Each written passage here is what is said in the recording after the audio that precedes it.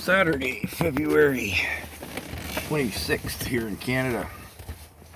In my last video, I'd explained how I justify that the solid majority of Canadians are behind the protest movement, if you will, tired of the government overreach.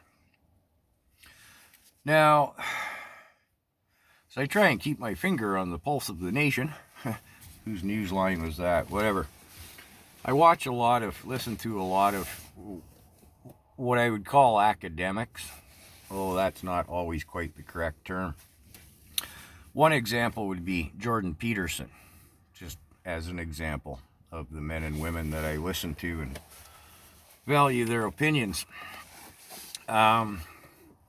And over the last year, I see two terms that have crept solidly into their statements.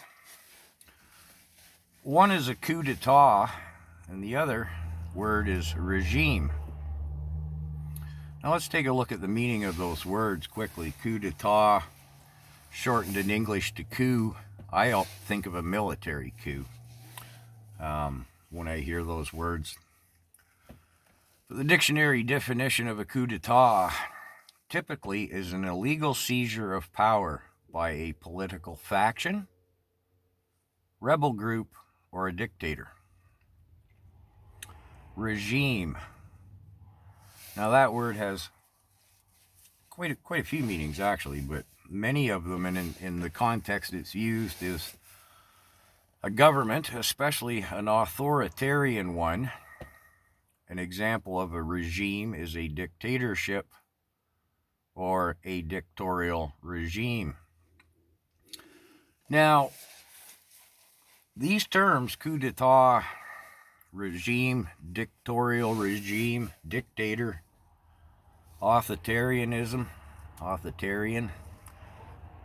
tyranny, they're not being used just by, again, what I'm calling here the academics. You'll see it on the American news, the BBC, Australian news, and who was he? The Romanian Prime Minister, the European Council. People all over the world referring to Trudeau's actions using these kind of words. And I'll leave this video at that. I think that pretty well summates what I was trying to express here.